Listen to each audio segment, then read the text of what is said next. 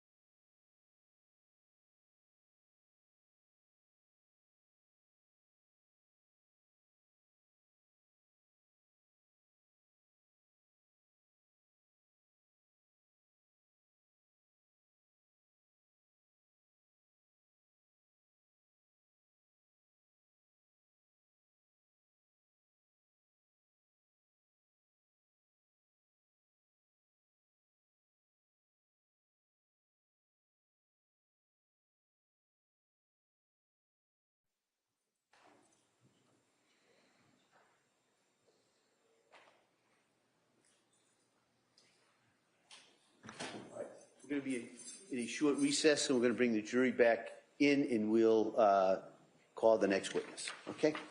Good. All rise.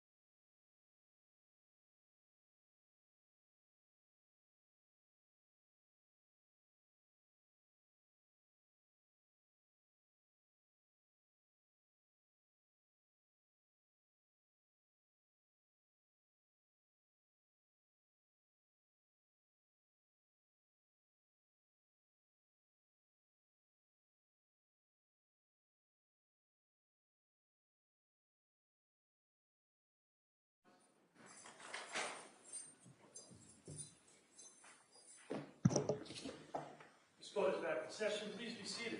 Your Honor, for the purpose of the record, we return back to the matter of Commonwealth versus Lindsay Clancy. All parties are present, excluding the jury. All right. Counsel, we ready for the jury? Yes, Your Honor. All right. Bring them in.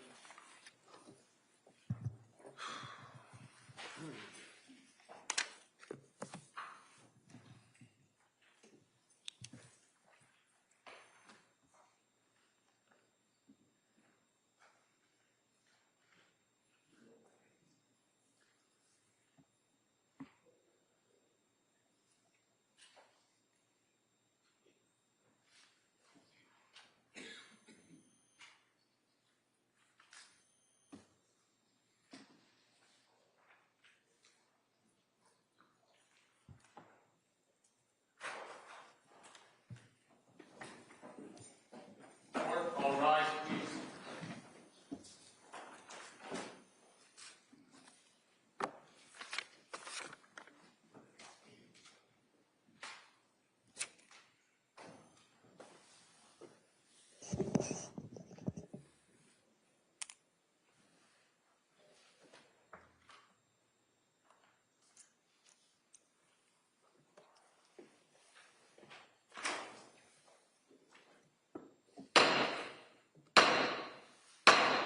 Hey, all persons having anything to do before the Honorable William Sullivan, Justice of the Superior Court, now sitting in Plymouth, within the Commonwealth. Draw near, give your attendance, and you shall be heard. God save the Commonwealth of Massachusetts. Court is now in session. Please be seated. Good morning, Your Honor. May I proceed? Yes. Your Honor, before the court today, we have a continuation of the jury trial in the matter of Commonwealth versus Lindsay Clancy. Ms. Clancy is present. She is represented by Attorney Kevin Reddington. The Commonwealth is represented by Assistant District Attorney Jennifer Sprague and Assistant District Attorney Shannon Hutchins. All right. Thank you, Madam Clerk. Good morning, everyone. Nice to see you again. I know I just spoke to you probably about 10 minutes ago. But again, I want to ask you those questions, then we'll talk a little bit about what our schedule is today and for the rest of the week. All right, so first question, has any member of the jury read, seen, heard, or overheard anything from any source about any aspect of this case that would affect your ability to be fair and impartial as a juror? Next, is there any other serious matter or concern bearing on your service as a juror that anybody needs to bring to my attention at this time? Again, thank you for following those instructions. And then in regards to our schedule today, you're allowed to kind of roll your eyes because I'm going to say we're going to have kind of a short day today. All right? And that is, as I talked to you yesterday about an issue that has nothing to do with any of the attorneys in this case. All right? It's just something we're going to work out, and I anticipate it will be worked out so that tomorrow you should count on a lengthier day. All right? I've talked to counsel earlier this morning in regards to where we are in regards to the schedule and the timeline. We are still, if not on schedule, still ahead of schedule. All right? And this delay that we may have a little bit this afternoon won't affect that. All right? So I just kind of wanted to let you know that I appreciate it. I know you came in here this morning. It's going to be a short day, but also gear up for a longer day tomorrow. Okay? And so with that, the other thing is I told you it's got nothing to do with any of the attorneys, but it's also or the parties. So you're not to speculate about what this might be. It's also you're not to hold it against either of the parties in regards to this. All right? If you're going to hold it against anybody, you can hold it against me. All right? So with that, we're going to return now to the evidence in this case. And Attorney Reddington. Thank you. Sheila Kavanaugh, please.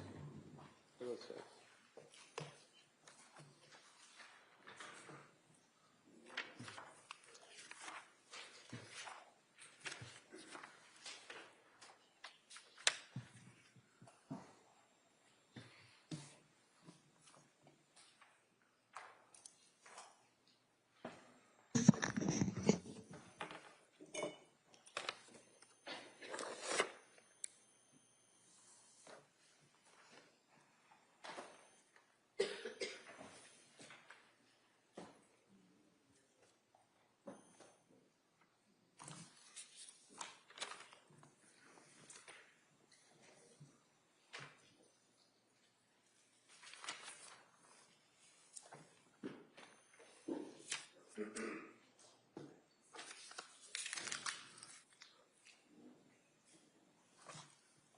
morning. In this case, Madam Clerk, raise your right hand. Further, the testimony of the evidence you shall give to the court and the jury that I have now appointed between the Commonwealth and the jury with the whole truth and nothing but the truth. Yes. Thank you. You may have a seat. Just watch your step right there. All right, well, good morning. Good morning, Your Honor. All right, I just ask you to speak into that microphone and keep your voice up so the jury can hear you. Attorney Reddington. Thank you. Good morning. Can you tell us your name and spell your last name, please? My name is Sheila Kavanaugh, Cavanaughh. And what town do you live in? I live in the town of Belmont, Massachusetts. And what are you doing for work now? I am a board-certified chaplain at Brigham and Women's Hospital in Boston. And I didn't know that there were board-certified chaplains. What does that mean? Well, to become board-certified, you need minimally a master's degree in theology or divinity. You need to complete 1,600 hours of training post your master's degree. 1,200 of those hours are occur in a clinical setting, and 400 of those hours are in a classroom setting where we study various disciplines: psychology, sociology, philosophy, theology, and ethics. Beyond that training, we need to acquire 2,000 hours of additional clinical training before we can even apply for board certification. And we have to demonstrate mastery of 30 competencies before we go to a national board, and they make the assessment. I also need an ecclesiastical endorsement, and in my case, that was from the Archdiocese of Boston, from Cardinal Sean O'Malley. And before you obtained the board certification in your education to allow you to be a chaplain, what did you do for work? Prior to becoming a chaplain, which is a second career for me, I was a senior vice president at Fidelity Investments in Boston. And how long were you senior VP at Fidelity? 16 years. And are you married? I am. You have a family? I do. My husband and I are the parents of 4 adopted children. When I was pursuing my master's degree at Boston College, it was a 3-year master's, but it took me 5 years because we adopted our 4th child while I was in graduate school. She was a 14-year-old girl from Bogota, Colombia. And how long have you been working now as a chaplain at Brigham and Women's Hospital? 7 years. In the course of your duties as a chaplain at Brigham and Women's Hospital, did circumstances bring you in contact with Lindsay Clancy? Yes, they did. Can you tell the jurors what happened? I arrived on the morning of Wednesday, January 25th, 2023.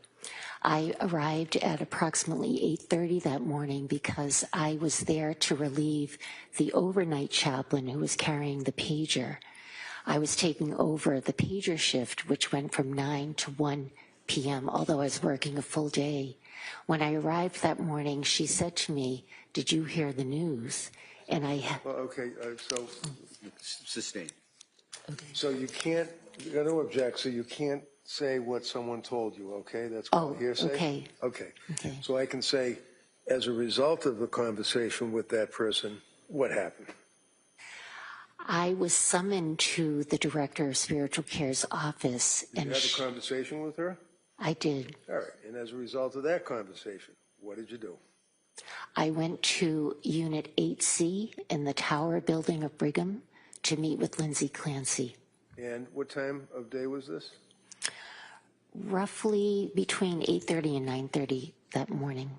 And when you went in to see Lindsay, what did you observe? Well, the unit itself was filled with law enforcement officers, both outside the doors of the unit. There was Brigham security, but the unit itself was flooded. There were people from Plymouth County, Boston City Police, Brigham Security, so I had to make my way through concentric circles of law enforcement to even get to the room. I was permitted to see Lindsay, although she could not speak at that time. And what was her condition that you observed? She was dressed in medical armor. She had tubes, she was intubated, she had bandages, she had a neck brace. She was just covered and layered in equipment that enabled her to breathe. Now, I'm showing you Exhibit 121 and asking, this may be South Shore, or it could be Brigham and Women's, but is this indicative of what she appeared to be when you first saw her? That looks like it's from South Shore because when, yes.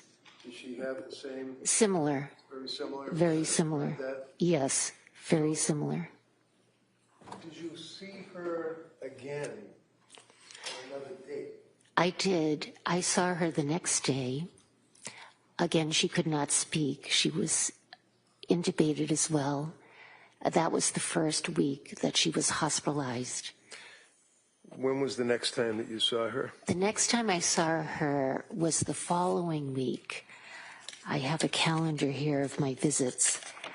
I saw her on Tuesday, January 31st, and she had been extubated at that point so she could speak. So the tube had been removed, she was able to communicate, and that was on January 31st? I believe she was extubated the weekend of the 28th, but I didn't work that weekend, so I saw her on Tuesday the 31st. All right.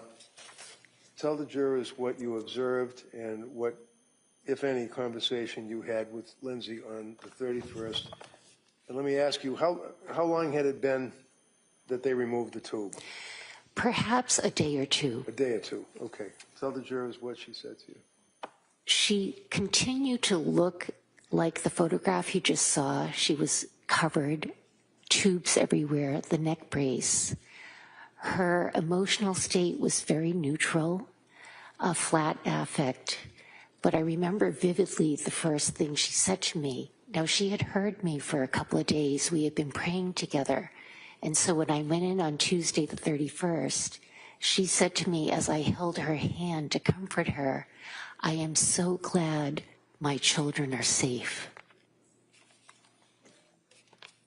Was there any other conversation that you had with her? I replied theologically to Lindsay, and I said, "Lindsay, your children are safe. They're safe in heaven with God." And I held her hand throughout that conversation, and we prayed for them. Did she make any other statements to you?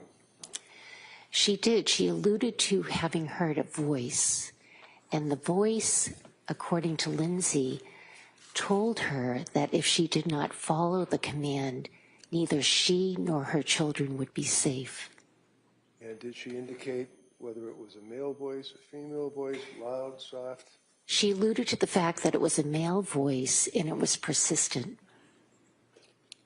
Any further conversation that you recall about that, not about general things, you know? That came up several times. I visited Lindsay minimally 14 times while she was hospitalized at the Brigham, and the voice conversation came up several times during several of our visits. Now, after Lindsay was transferred or cleared to go from Brigham and Women's Hospital, did she go to another facility? She did. She went to Spalding Rehabilitation Hospital. And do you know when that was? That was roughly late February, perhaps around the 23rd. And did you continue to see Lindsay at Spalding Rehab? I did. Do you know when she left Spalding Rehab? In the late March, early April time frame, perhaps. Okay. Now, Brigham and Women's Hospital and Spalding Rehab are under the same umbrella of hospitals, is that right? They are. So Brigham and Women's Hospital and Spalding Rehab are under the Mass General Brigham complex. So for me to visit Lindsay in Spalding, I was still within the same hospital complex, and her psychiatrist at Spalding, as well as the chaplains, advised me to continue. You can't say what anybody told me. Oh, sorry. So when she was discharged from Spalding Rehab, where did she go? She went to Tewksbury State Hospital. And fair to say that that would be back around February. It's been a little more than 3 years, 3.5 years. Yes. Is that correct?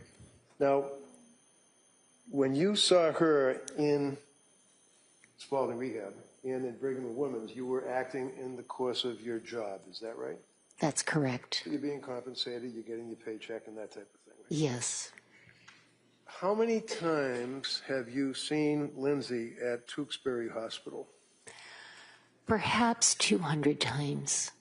Tell the jury why you continue to see her for 200. Sustained. So, can you tell us how often on a weekly basis you would see her at Tewksbury? Yes. When Lindsay was admitted to Tewksbury State Hospital, I continued to see her on a weekly basis.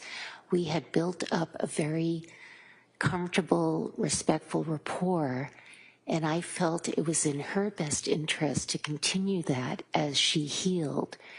She was still in deep grief. She was suffering. Sustained. So, That opinion would be stricken. so did she express anything about her children and their loss over that period of 200 times that you saw her thereabouts in Tewksbury? Objection. No, overruled. Yes. Other jurors? Lindsay talks frequently about her children. She loves them deeply. She carries immense grief. Objection. Overruled. Next question. And has that continued to your observation? It continues presently. When was the last time that you saw Lindsay in Tewksbury? Just prior to the trial starting. Thank you very much. Appreciate it. Thank you. All right, Kamala? Thank you. Excuse me. Good morning. Good morning. You were talking about on January 25th, 2023, when you first saw Lindsay in direct examination, and you said that there were a lot of police officers in the area, correct? Correct. But you mentioned that some of them were security personnel from the hospital, correct? Correct. And you're aware that the security personnel for the hospital don't work for the state police, the Duxbury Police, or the Plymouth County DA's office, correct? Correct. So they're separate and apart from law enforcement, correct? Yes. And then are you also aware that on January 25th, 2023, there was a search warrant being executed to collect evidence from the defendant and from the belongings that she had at the hospital? No, I was not aware of that. Were you aware that that collection of the search warrant required state police and personnel from the crime lab to be present for the collection of evidence?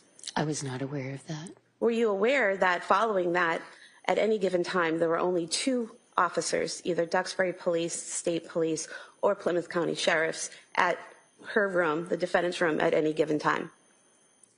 I do recall that. And they were stationed outside of her room, correct, in the hallway? Yes. So that the only time you saw this large amount of officers present was on the 25th, when there were security from the hospital and search warrants being executed, correct?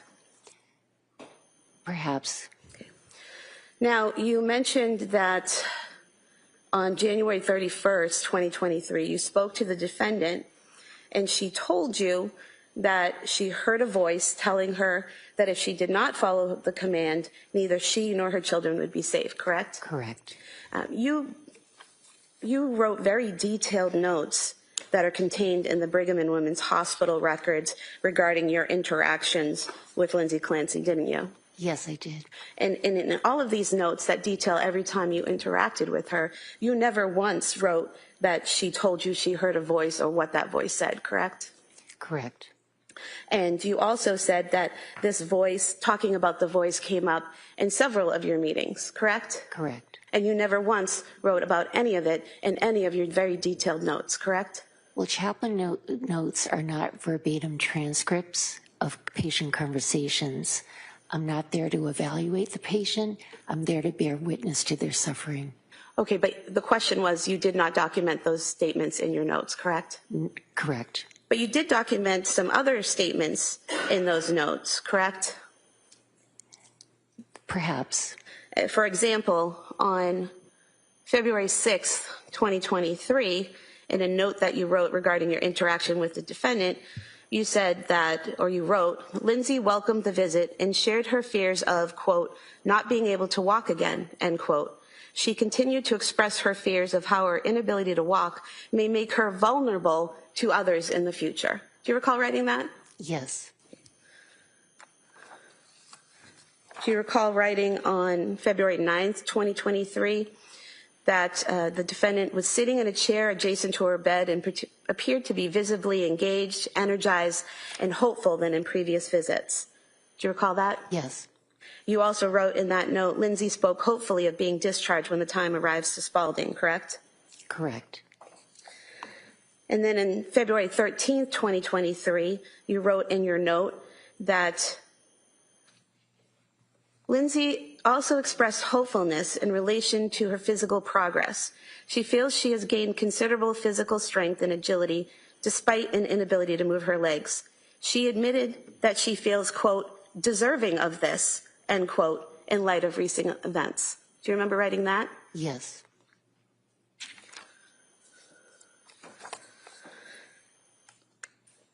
Do you remember on February 16th, 2023, that you wrote in a note that the defendant expressed hopefulness with the news of her anticipated discharge to Spalding and seemed uplifted that she would be cared for in a facility with an excellent reputation? Yes.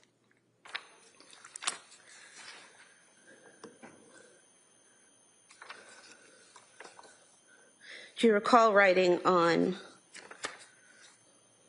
February 16th, 2023, that Paula, the defendant's mother, and Lindsay, the defendant, were playing a card game as they communed quietly, and that Lindsay expressed hopefulness with the news of her anticipated discharge to Spalding and seemed uplifted? Yes. And again, you've got all these details about her feelings and her thoughts and what she's doing, but nothing about the voices that you spoke of so many times, correct? Correct.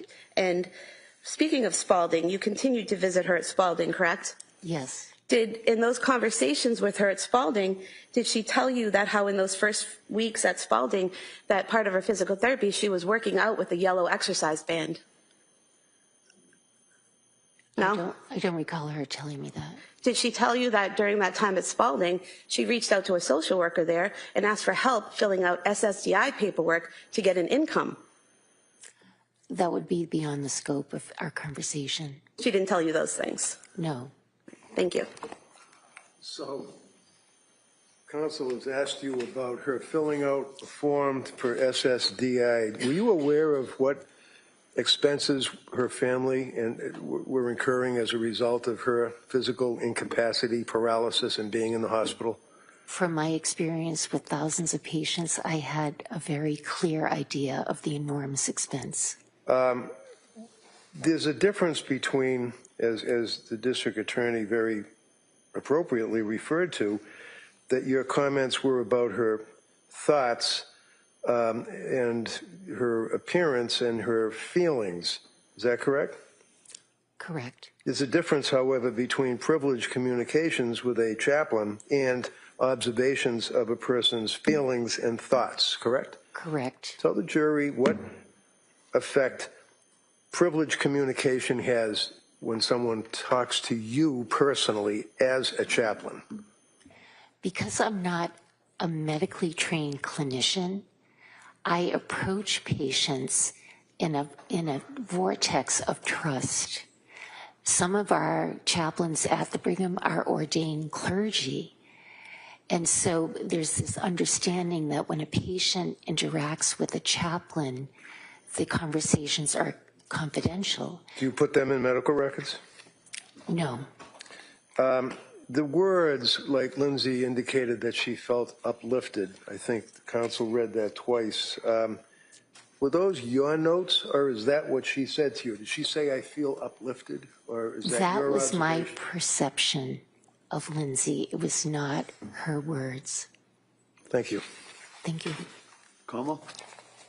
You said you're not allowed to put the defendant's words in your medical records, is that correct? No, that's not correct. It's not that I'm not allowed. It's an understanding, and it's a conversation that's held in confidence with the patient. Then why are there direct quotes in these medical records from the defendant? Well, they're not verbatim transcripts. No, not a transcript of the whole conversation, but you put phrases in quotes. For example, on February 6, 2023, where it says Lindsay welcomed the visit and shared her fears of, quote, not being able to walk again. So those were her words in your note, in quotes, in the medical record, correct? Yes, Thank yes. you. I use my best judgment. Okay. I would move to have these submitted as the next exhibit, the notes of the witness in her interactions with Ms. Clancy at the Brigham and Women's. Any objection? No. All right. They may be admitted. I have no further questions. Sorry. Hey, Mr. Reddington, go ahead. I have no further questions. Thank you. Okay, thank you. All right, thank you. May you step down.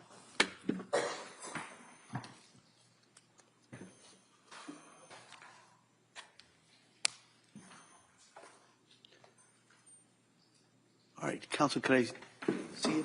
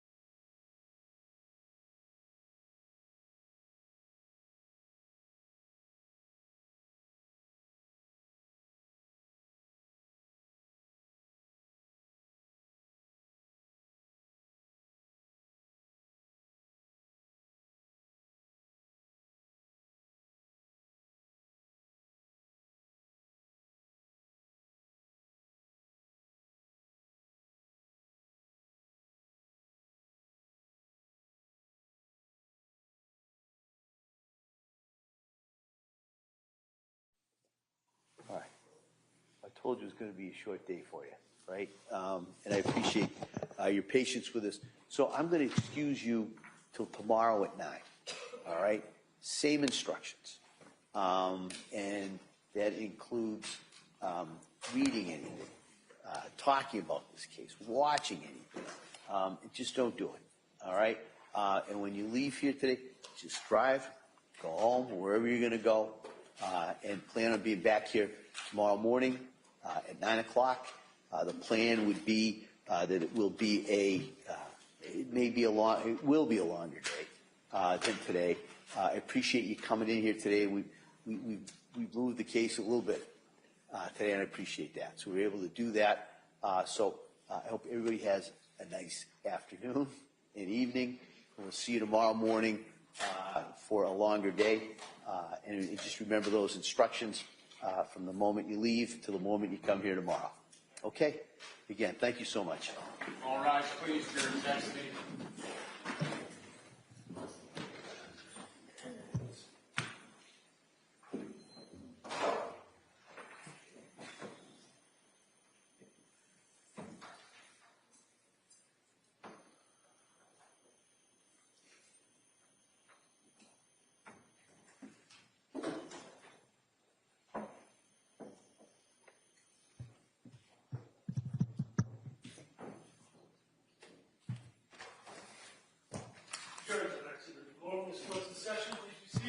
All right.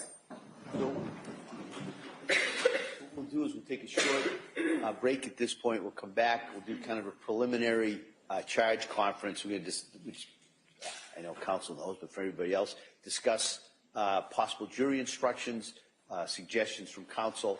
Then we can talk about any logistical issues that we have for tomorrow, and then we'll probably recess at that point. All right. So this will be a short recess, and we'll come back up. Thank you.